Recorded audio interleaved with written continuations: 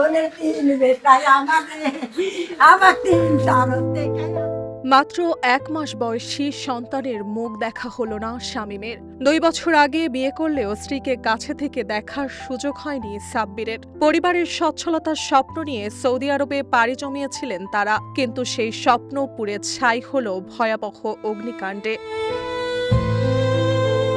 9 August Bangladesh সময় বিকেল 3:30টার দিকে সৌদি আরবের রিয়াদে মুসা সানাইয়া এলাকায় একটি সোফা তৈরির কারখানায় ভয়াবহ আগুন লাগে। মুহূর্তেই আগুন ছড়িয়ে পড়লে কারখানায় কর্মরত নাটোরের নলডাঙ্গার 3 প্রবাসী বাংলাদেশি দগ্ধ হয়ে মারা যান। নিহতরা হলেন মোহাম্মদ শামীম হোসেন, মোহাম্মদ সাব্বির আহমেদ শুভ ও মোহাম্মদ রবিউল আওয়াল হৃদয়।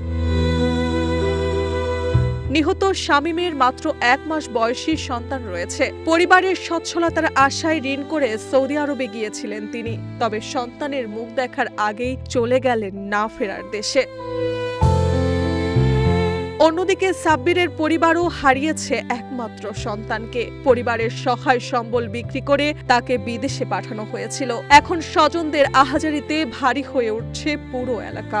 গরিব মানুষ পায়ের খাইটিয়া কাম কাজ করে সালে খুব কষ্ট দুঃখ করে বিদেশ দিছি। সাল পরে যাবারই পারে না, আমি 2 লাখ টাকা তুলে দিই দিয়ে এখনো ঋণ পাতি শোধ হয়নি।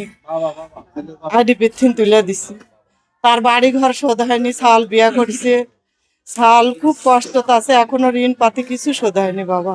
স্থানীয়রা জানান 3 যুবক একই কারখানায় কাজ করতেন। পরিবারের ভাগ্য বদলানোর স্বপ্ন নিয়ে বিদেশে গেলেও ভয়াবহ আগুন কেড়ে নিল তাদের জীবন। ভাইয়েরা সব টাকা পয়সা দিয়ে তারপরে ঋণ পাতি করে পাঠাছে।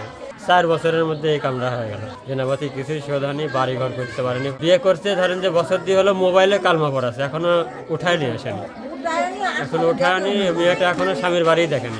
উল্লেখ্য 4 বছর আগেও একই এলাকার 4 যুবক সৌদি আরবে অগ্নিকাণ্ডে প্রাণ হারিয়েছিলেন। একের পর এক ঘটনায় প্রবাসীদের কর্মস্থলে নিরাপত্তা নিয়ে প্রশ্ন উঠছে। নিহতদের মরদেহ দ্রুত দেশে ফিরিয়ে আনার দাবি জানিয়েছেন স্বজনরা। তার মরদেহ ওই দেশ থেকে আনার জন্য যতটুকু সহযোগিতার প্রয়োজন, এছাড়াও এই স্থানীয়ভাবে তার যদি এখন কোনো প্রয়োজন বা ভবিষ্যতে কোনো প্রয়োজন হয়, তাহলে অবশ্যই স্থানীয় প্রশাসন তার পাশে আছে।